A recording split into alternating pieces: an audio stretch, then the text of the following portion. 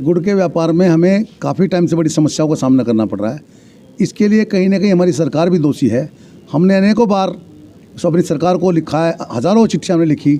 हम माननीय मुख्यमंत्री से भी मिले कि इस मंडी के बाहर जो अवैध कारोबार चल रहा है, जो कि मंडी शुल्क की चोरी करके अवैध गुड़ माफिया अन्य प्रदेशों को गुड़ की सप्लाई कर रहे हैं, इसकी वजह से ये विधि के द्वारा बनाई गई मंडी शून्यता की तरफ चलती जा रही है। जहाँ एक और मंडी में कभी 50 से 60 हज़ार कट्टे आया करते थे, आज ये 4 से 5 हज़ार कट्टों पर आकर के मंडी सिमट गई है। और इन 4-5 हज़ार कट्टों से इस इतने बड़े मंडी के लाओ लश्कर जो हमारे मुनीम हैं, हमारे पल्लेदार हैं, मजदूर हैं इस मंडी के, इनका पेट नहीं भर पा रहा है।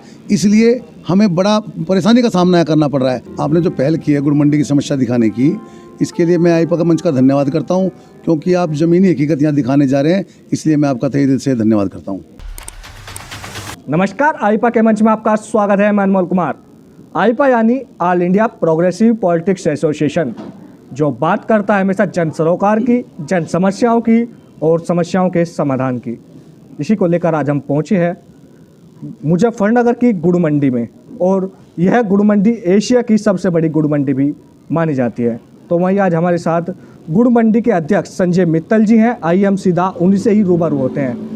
जी संजय जी, आईपा के मंच में आपका स्वागत है। जी संजय जी, आईपा की जो ये पहल है, इसको आप कैसे देखते हैं? देखिए, आपने जो पहल की है गुड़ मंडी की समस्या दिखाने की, इसके लिए मैं आईपा का मंच का धन्यवाद करता हूं, क्योंकि आप ज़मीनी हकीकत यहाँ दिखाने जा रहे हैं, इसलिए मैं आपका तहे दिल से धन्यवाद करता हूं। गुड़ की अगर हम बात करें तो इस समय गुड़ का जो व्यापार है किस तरीके से चल रहा है?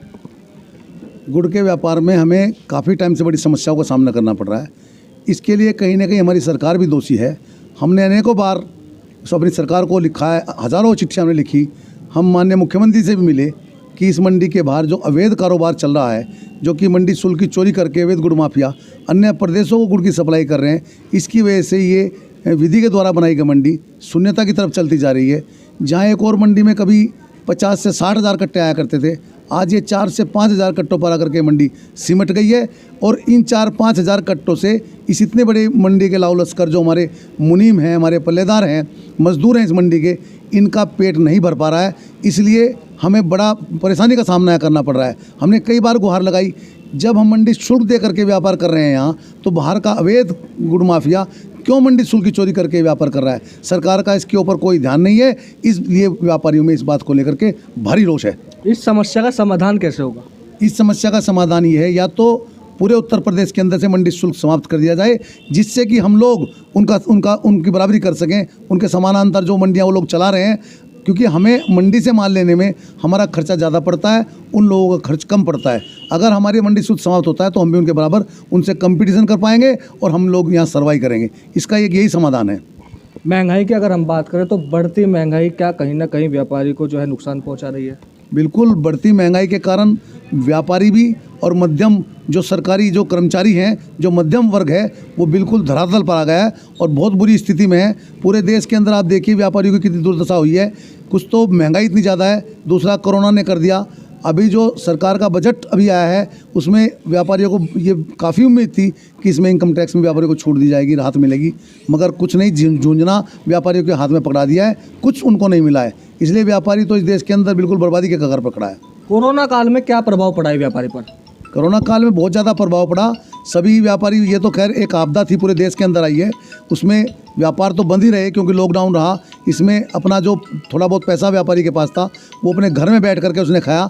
और उसके साथ साथ ये एक व्यापारी वर्ग ऐसा वर्ग है कि देश में वो कभी सरकार के सामने हाथ नहीं फैलाता, वो अपना हाथ हमेशा इधर इस तरह रखता है और सबकी मदद करता है। चाहे देश में कोई आपदा किसी प्रकार, चाहे भूकंप आया हो या कोरोना काल हुआ हो, उन्होंने जिस व्यापारी के पास अगर जेब में 100 रुपये थे तो उन्होंने 50 रुपये दूसरों के लिए लगा करके खाने की, बैठने की, रहने की व्यवस्था इस व्यापारी वर्ग ने की है। तो व्यापारी की अगर सुरक्षा की हम बात करें तो व्यापारी अपने आप को इस सरकार में कितना सुरक्षित महसूस करते हैं? नहीं, सुरक्षा तो व्यापारी खुद करता है। व्यापारी की कोई सुरक्षा नहीं कर रहा है। व्यापारी के साथ तो आए हमेशा वारदातें होती रही हैं। थोड़ा बहुत सरकार ने इसमें सुरक्षा में काम किया है। मैं इसमें, मुझे कहने में कोई गुरेज नहीं है कि योगी जी ने इस सुरक्षा का थोड़ा काम किया है, मगर उसके बाद भी जितनी सुरक्षा व्यापारी को मिलनी चाहिए उतनी सुरक्षा भी नहीं मिली है। बढ़ते पेट्रोल डीजल के दामों का भी क्या कोई प्रभाव व्यापार पर पड़ता है? बिल्कुल अनुकूल प्रभाव पड़ता है। जब 100 रुपये डीजल और पेट्रोल होगा तो अब तो बिल्कुल सारी जिनसे महंगी होगी। हमारी ये मांग भी रही है और व्यापार मंडल के स्तर पे भी हमने हमेशा ये मांग की है कि इसको जीएसटी में मर्ज किया जाए। जब वन नेशन वन टैक्स की बात है तो बहुतायत में टैक्स, बहुआयामी टैक्स क्यों इस देश के अंदर लगाए गए और ये डीजल पेट्रोल को उनसे जीएसटी से बाहर रखा गया है, जबकि उसमें लगना चाहिए था। मुजफ्फरनगर के विकास कार्यों की भी हम आज आपसे बात करेंगे। क्या लगता है मुजफ्फरनगर में कितना विकास कार्य हुआ है? नहीं, मुजफ्फरनगर में कोई विकास कार्य नहीं हुआ। मैं नगर पालिका के चेयरमैन को जरूर बधाई देना चाहूँगा कि उन्होंने जनपद में कुछ सड़कें बनवाई हैं, काम किया है। उन्होंने काफ़ी अच्छा काम जनपद के अंदर हुआ है, उसके लिए मैंने उनकी बधाई, उनको भी जा कर के भी बधाई दी है और मैं इस मंच के माध्यम से भी आपको बधाई देना चाहता हूँ। वरना तो पिछली सरकार में जो माननीय मंत्री चित्तरंजन स्वरूप जी थे, उन्होंने इस जनपद में काफ़ी यहाँ विकास कार्य कराया। 2-2 पुल यहाँ बनवाए, सड़कें बनवाई, यहाँ नाला, इस मंडी की विशेष रूप से जो मंडी के नाले की समस्या थी, जो लोग यहाँ बहुत परेशान रहते थे, जब बरसात पानी भर जाता उनके द्वारा नाले बंद कराए गए। मैंने तब उस समय उनका भी धन्यवाद जाकर किया था। इस जनपद में जो भी प्रतिनिधि, चाहे वो किसी पार्टी सरकार का रहा हो, अगर अच्छा काम उसने किया है तो हमने उसको हमेशा बधाई दी है। आपकी नज़रों में ऐसे कौन से कार्य हैं जो अभी तक पूरे नहीं हुए? किन कार्यों का विकास कार्य नहीं हुआ अभी तो जनपद में बहुत कार्य हैं। ये सड़कें आप देखिए, जहाँ गुड़ मंडी बैठे हैं कि सड़कों की हालत आप देखिए क्या है। यहाँ के सारे जितने भी ये वाटर कूलर्स हैं सारे खराब पड़े हैं। मंडी शुल्क जो हम लोग इकट्ठा करके देते हैं, ये एक सुप्रीम कोर्ट का आदेश है कि 60% मंडी के व्यापारियों की सुख सुविधा पर यह पैसा खर्च किया जाएगा, मगर ऐसा हो नहीं रहा है। आप सड़कों की हालत देखो, ये सारे जितने यहाँ पर वाटर कूलर की हालत देखिए आप, बहुत ख़राब हालत में। स्ट्रीट लाइट आप इस मंडी की देखिए। अब चुनाव में ये दुकानें हमारी ले ली गई, इधर का सारा पोर्शन ले लिया गया। व्यापारी बेचारा बहुत परेशान है। मंडी के बाहर बालाजी रोड की आप हालत देखिए क्या है, उसके अंदर घुटने तक का गड्ढे उसके अंदर हो रखे हैं। कैसे प्रशासन उस सड़क से आ जा रहा है और कोई इसको देखने वाला नहीं है, किसी ने सड़क की सुध नहीं ली है। शिक्षा व्यवस्था को लेकर क्या कहेंगे आप? शिक्षा व्यवस्था तो ठीक है, पहले भी ठीक चल रही थी और अभी भी देश के अंदर ठीक चले। शिक्षा व्यवस्था में कोई दिक्कत देश के अंदर नहीं है। क्या महिलाओं को मुजफ्फरनगर का जो प्रशासन है आत्मनिर्भर बनाने का लगातार उनका प्रयास भी चल रहा है, तो क्या लगता है क्या मुजफ्फरनगर का प्रशासन आत्मनिर्भर बना पा रहा है महिलाओं को? देखिए, ये तो अनेकों संस्थाएं जनपद में भी हैं और पूरे देश के अंदर हैं। महिलाओं को आत्मनिर्भर बनाने के लिए वो संस्थाएं हमेशा काम करती रही हैं और आगे भी इसी प्रकार करते रहेंगे। प्रशासन की तरफ से मुझे नहीं लगता कि कोई उनको इस प्रकार की सुविधा मिली हो कि वो आत्मनिर्भर बन रही है। मगर हाँ, इस जनपद में भी, पूरे प्रदेश में और देश में अनेकों सामाजिक संस्थाएं हैं जो कि महिलाओं को के साथ साथ पुरुषों को भी आत्मनिर्भर बनाने के लिए काम कर रही हैं। सरकार से क्या कहना चाहेंगे व्यापारियों के लिए आप?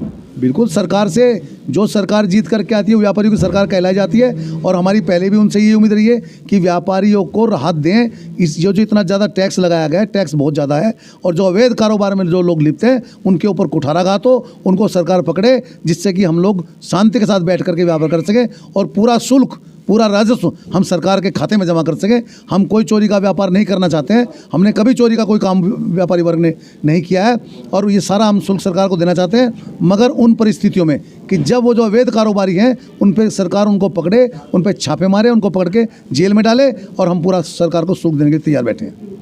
ये हमारे साथ गुड़ मंडी के अध्यक्ष संजय मित्तल जी थे, जिनका साफ तौर से कहना है कि व्यापारी इस सरकार में कहीं ना कहीं अभी परेशान है और इसका हल सरकार को निकालना चाहिए। अपने सहयोगी नीरज के साथ मैं अनमोल कुमार, आईपा मंच, मुजफ्फरनगर। वीडियो को लाइक करें, शेयर करें, चैनल को सब्सक्राइब करें। धन्यवाद।